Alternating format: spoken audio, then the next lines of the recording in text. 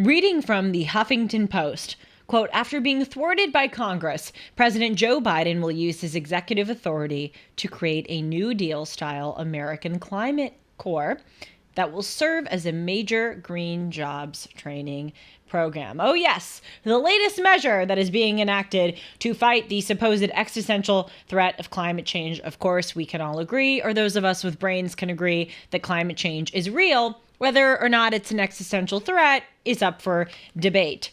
In an announcement Wednesday, continuing from the Huffington Post, the White House said that the program will employ more than 20,000 young adults who will build trails, plant trees, and help install solar panels, as well as do other work to boost conservation and help to prevent catastrophic wildfires. So this climate corps that is now being pushed forth via executive order was actually proposed in a climate bill that went before the U.S. House of Representatives a few months ago.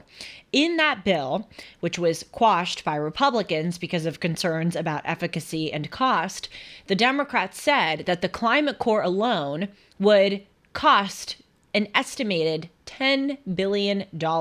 So the White House, in the wake of this new announcement about the executive order making the climate corps, has not said anything about how much this program will cost. But if it is the same amount as was proposed in the quashed Congress bill, that is a pretty penny for the American people. According to Varshni Prakash, an executive director of the Sunrise Movement, which is one of the environmental groups that worked alongside the White House to push this climate corps, quote, after years of demonstrating and fighting for a climate corps, we turned a generational rallying cry into a real jobs program that will put a new generation to work stopping the climate crisis. So this sounds like a really great thing, right? Like, who would oppose this? We are putting people to work. We are helping them do things that are good for our planet. And we are fighting an existential threat that we all face. Whoever opposes that sounds like they're a blankety blank. But there are reasons for concern, namely the cost. If this were occurring at a time where we weren't facing major economic issues, I might be inclined to agree with it or even endorse this decision. As mentioned, this is actually modeled after a New Deal program that was put forth and created in the 1930s by President Franklin D. Roosevelt.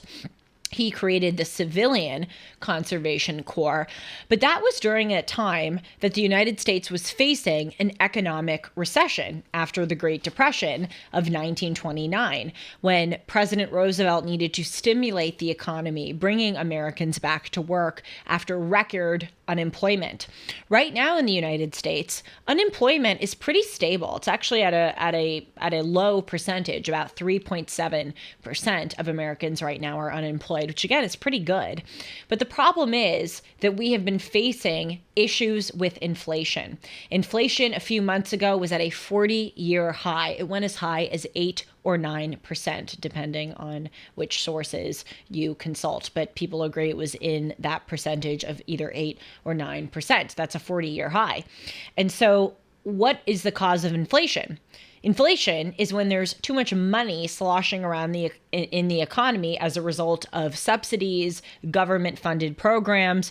So when there's more money in the pockets of Americans, it may sound like a good thing, but then it impels people to bid up their prices. And as prices get bid up, then you're paying a lot more for the apple at the grocery store that you bought for $1 and now you're buying it for $3. And it creates this problem where the supply, the cost, doesn't meet the demand. Thankfully, this inflation problem has been somewhat mitigated as the result of the Federal Reserve raising interest rates to try to cool off that inflation. But still, we all know that gas prices are really much higher than they should be. Food prices, rent prices are higher. And so enacting this new government program, as great as it may seem on paper, is not going to help that issue, because as noble as it may be to plant trees and install solar plants and fight climate change with other mechanisms, this American Climate Corps is not going to be generating revenue for the United States government.